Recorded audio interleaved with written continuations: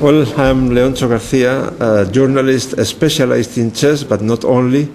I dedicate a lot of time also to other sports and other subjects. I'm a journalist, basically. Since 1983, I'm covering all the important chess events all over the world. I was especially active during the Kasparov-Karpov matches, unforgettable indeed. I can say without exaggerating at all that since 1985 until 1990, I was more time with Kasparov and Karpov than at home with my family. Obviously, you're not here for the first time in Linares. No, well, Linares is like my second city. I came here, I think, for the second edition a long time ago, more than 25 years ago. So, and I'm always here at the end of February, and I think Linares has something special. I also think that the tournament needs a revolution, and I know that the mayor of Linares is especially sensitive about it, and all the organizing committee is already thinking about how to change dramatically the tournament in order to make it much more interesting for everybody, for sponsors, for journalists, of course for the amateurs, and even for the players. What are the ideas, and what are the problems, and what are the solutions? Well, the main problem is that Linares has a lot of prestige all over the world. I have seen in many countries, I have met people who think that, well, they will love to come to Linares at least once in their lives. That means that Linares has achieved very well the most difficult task, which is to have a worldwide prestige. But what has to be done is to implement that prestige and to attract here in Linares a lot of chess amateurs from all over the world, especially now where you can follow the games through internet very well. It's very important to create a special attractive atmosphere here in the tournament, around the tournament, with a lot of parallel activities and so on, in order to convert Linares in the capital of chess fiesta, something like that. But, you know, this is one of the strongest tournaments and one of the most greatest tournaments in the world. I see yesterday there were about 6 or 7 people watching in the hall. Today there are maybe 20. What can we do, or what is planned to make the main tournament more interesting? Precisely, this is the main point. If you go, for instance, to Vacancy in January, you will see there about 1,000 or more than 1,000 people, chess players, participating in parallel activities, open tournaments, rapid tournaments, etc. I think that here they are planning to do something similar. Also, well, if we compare Vacancy in January, which is terribly cold, believe me, with Linares now, here, we see that there are some attractive points of interest from the touristic point of view, because we are near Granada, near Córdoba, near Baeza, near Úbeda. All those places are interesting from the touristic point of view. And then if you organize rapid tournaments, open tournaments, grandmasters lectures, debates and so on, I think that could make the tournament very attractive. So the trick is to get people to come here to play, not just to watch, because not very many people are coming just to watch. Precisely, to play, to watch, to enjoy the chess life, to meet other people from all over the world, to create a very attractive atmosphere in terms that any chess amateur, chess lover from any part of the world could enjoy fantastic 2 weeks here, for instance. I know that you, for example, are someone who has fought a long battle against draws. You don't like draws, do you? Well, be careful, not draws. I don't like short draws without fighting before. That's what I hate, indeed. I think this has to be eliminated radically from chess, because I don't remember now any sport where it can happen something similar. Suppose that Luciano Pavarotti comes to a stage and he sings for 10 minutes, and then he takes the microphone and he says, well, today I don't feel so well, so I'm coming back to my hotel. That's the end of the concert. Well, the scandal will be fantastic, right? So this is what is happening in chess all the time. Almost in every tournament you have at least one round or 2 or 3 where something similar happens. So now you ask me how to finish this. Well, of course the ideal way to finish with that is to mentalize all the players, the elite players should be convinced that this is very bad for themselves and consequently for chess in general.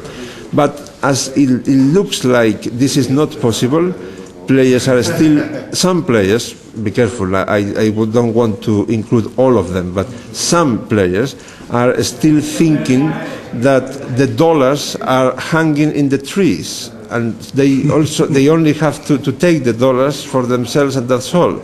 But that's of course a wrong idea. You have to work hard to earn your dollars. So if it's impossible to persuade them about it, then you have just to forbid offering draws, as they are going to do in the next Sofia tournament in Bulgaria. There, any game will finish in a draw only if the arbiter agrees with that. And then the arbiter will agree with that only under 3 circumstances, 3 cases. First of all, triple repetition of moves. Secondly, a perpetual check. Third, if one of the players claims a technical draw. But in this case, the arbiter will have a high-level grandmaster very close to him, especially hired by the organizers, in order to advise the arbiter about when and how should he determine that a position is a technical draw and so on. Of course, even in this case, 2 players, if they really want to do it, they can make a short draw. But, well, I think they will not feel very well doing just a triple repetition of moves in after half an hour or something like this, because then the scandal will be particularly big. Your friend here and your colleague, Luis Rentero, who created this tournament, he also tried all kinds of things, didn't he? There's a history of trying to prevent these short draws. Well, and actually he was quite successful. How did he do it? If you judge just the result. But the problem with Luis Rentero methods, systems, is the ethic. I mean, he was doing a lot of things. For instance, I remember him just 1 hour before the round begins. He was taking one of his personal cards, and then he was writing something like, if you win today, I will pay you 1,000 euros extra, for instance. Then with this card, he was going to some of the players in a game where he thought that the short draw was very likely to happen, so he gave this card to one of the players, and then that player was especially motivated to win. Or he had also a black list. Any player, like for instance Boris Spassky or Ulf Andersson or some other players who were not very combative in this tournament, will be included in that black list, and then he will never come back to play in Linares. Things like that. Yeah. It also involved sometimes shouting at the players, didn't it? Oh yes, he was very. How do you say this in English? This motto about the end justify the meanings of... means justify the end, or the ends justify the means. That's right. Yeah. Well, Rentero was very in favor of that, and he was able of anything, even provoking scandals, in order to achieve a very big echo of the tournament in the media and so on. Okay, Leontxo, today we were all looking forward to one game. It was the big game in the middle of the room. Yeah. And everyone was logged in and watched it. And it went for how many moves? 22. 22 moves? Kasparov Anand? Yeah. What do you think of this game? Well, I think it's a shame. I understand from the human point of view, I understand both players. Kasparov, of course, is happy with this draw. Only if Topalov now beats Vallejo and tomorrow beats Kasparov, only in that case, if Topalov wins both games, Kasparov will not be the winner of the tournament. Okay. Well, he'll be equal first. Yeah, but then here is the Sonnen. So as Topalov in that case will beat Kasparov in the last round, then he will be the winner. Okay. So Kasparov had some practical reasons to draw today. And Anand was not in the best mood to fight.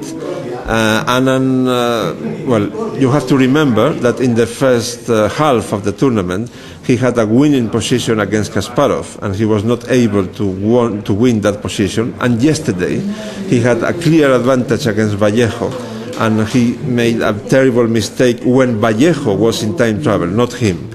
And then he was very close to lose, and, well, at the very last moment, he was able to draw, but he was lost.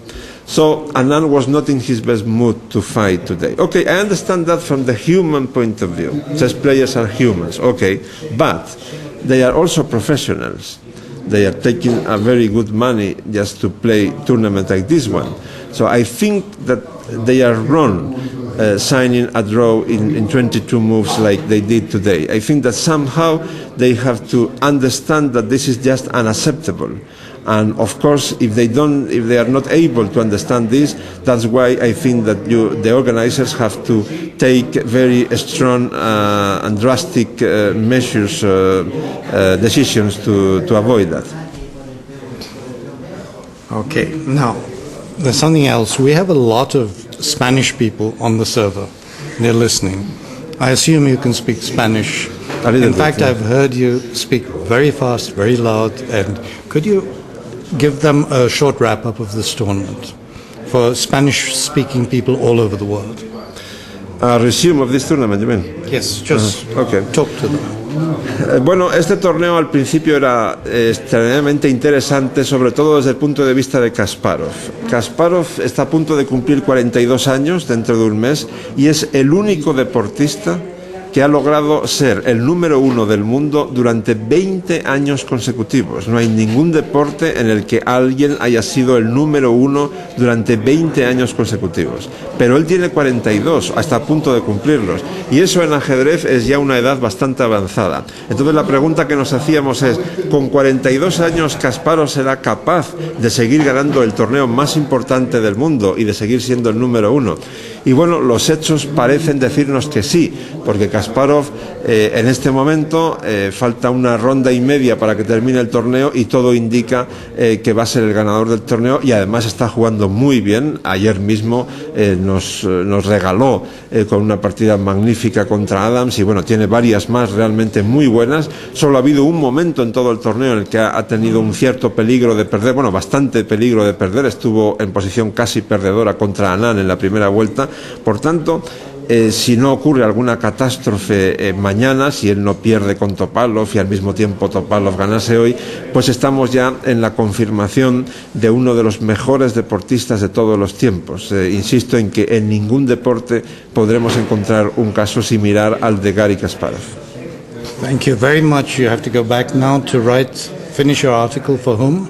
El País? Well, in a few minutes I have a radio program in live and then I will try to persuade my boss in El País to publish something about chess. But it's a very difficult day today because we have a Juventus Real Madrid football match, and Spain is almost paralyzed because of that. So I have to fight really hard this afternoon. Yeah. Thank you very much, Leontxo. Welcome.